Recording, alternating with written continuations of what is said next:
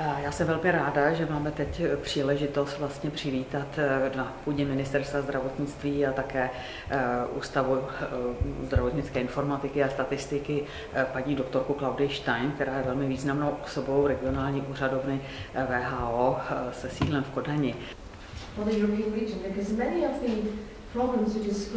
Vlastně vede celý ten velkou divizi dotýkající se informatiky, evidence, výzkumu a zkrátka vše, co souvisí nějakým způsobem se zdravotnickou informatikou.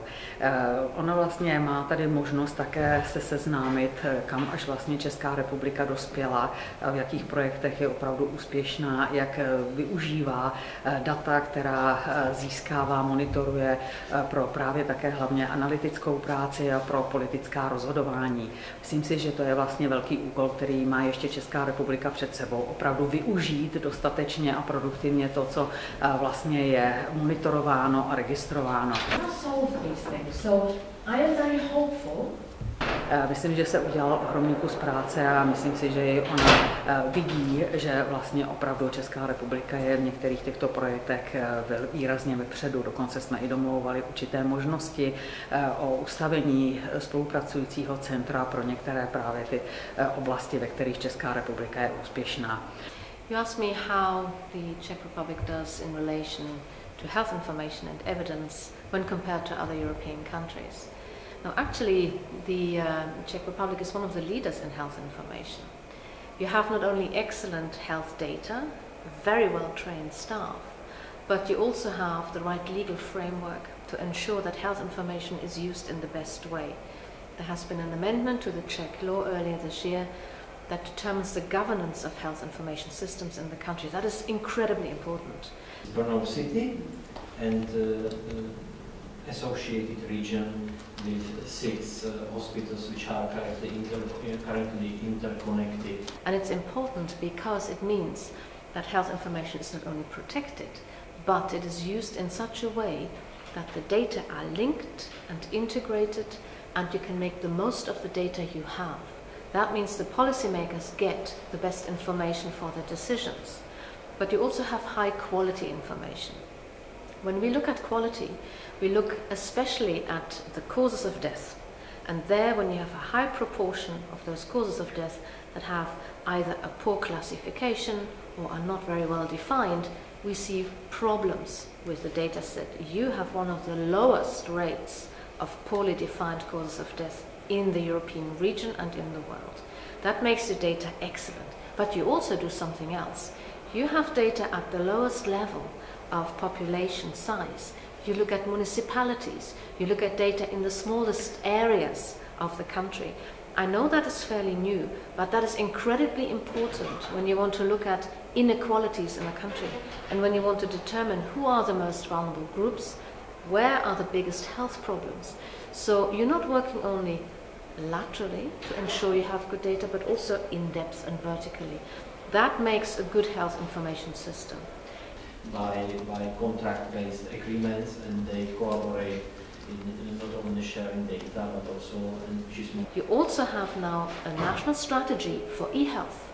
Not many countries have this. Again, this is a major milestone that will help you at the strategic and political level, but also at the practical implementation of electronic health records in the country. It is really important that you have an integrated, unified health information system rather than different bits and pieces. You are aiming for this unified system. That is the gold standard that we're looking for. Of course, there are things that can be improved, always can be improved, and we're there to support you in making that happen. Holistic model of cancer care, where all facilities are correctly mapped, are correctly described, and are placed. You asked me how important is health statistics and information for political decision making. We believe at WHO that health statistics and health information are the backbone of public health. If you do not have this information, you're basically driving blind. And who wants to drive with a blind driver? At the end of the day, without information, without measuring, you will see very little action. What is really key, though, is that the information is not only gathered and analyzed well, but also interpreted correctly and then used for policy making. It is the latter part that often falls off the table. The latter part is where very often you don't see the translation of the information into policy. And this is again where WHO comes in and can support with tools and instruments to ensure that policymakers can make the best of their information. A very famous person once said, "What doesn't get measured doesn't get done." That is true. But he also said, and we subscribe to that too, without data, you're just a person with another opinion. And we don't think opinions in healthcare are the way to go. So you need a solid health information system in the country, not tons of different things that work together. You need a really integrated system that collects information routinely to a high standard of high quality, abiding by international standards of data collection and interpreting this information for the policymaker. And the policymaker needs to take this and base their information and their decision making on this. Now we realize that there are many other factors that determine policy. Evidence and research are only one, but we believe that is the most important one. And that is why the 53 countries of the European region have actually adopted a resolution and an action plan to say that we will use evidence for policy and will make that our priority. That was done 2 months ago and we're supporting this effort. Without evidence, at least informing your policy is shaky.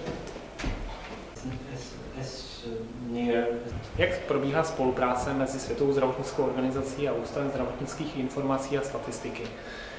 Ústav zdravotnických informací a statistiky spolupracuje se Světovou zdravotnickou organizací dlouhodobě, protože je to právě Národní zdravotnický informační systém, který je zdrojem velmi cenných statistik, které je možné využít nejenom na mezinárodní úrovni, ale samozřejmě i pro tvorbu politik na té úrovni národní. Je velmi důležité umět se srovnávat s vyspělými zeměmi severní nebo západní Evropy, abychom viděli, kde jsou třeba právě rezervy v našem zdravotnickém systému a kde je možno formulací nějakých nových politik dosáhnout lepších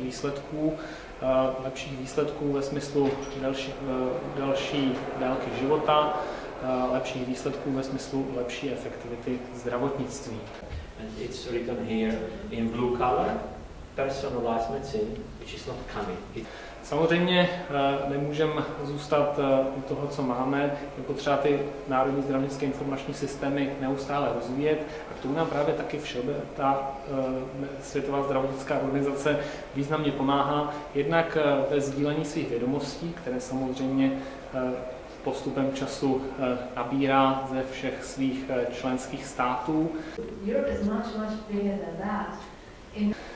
Dále také velmi užitečnou aktivitou jsou například podzimní školy, kde mohou lidé ze členských států se zúčastnit a získat mnoho užitečných vědomostí pro organizaci zdravotního informačního systému i pro svou běžnou práci.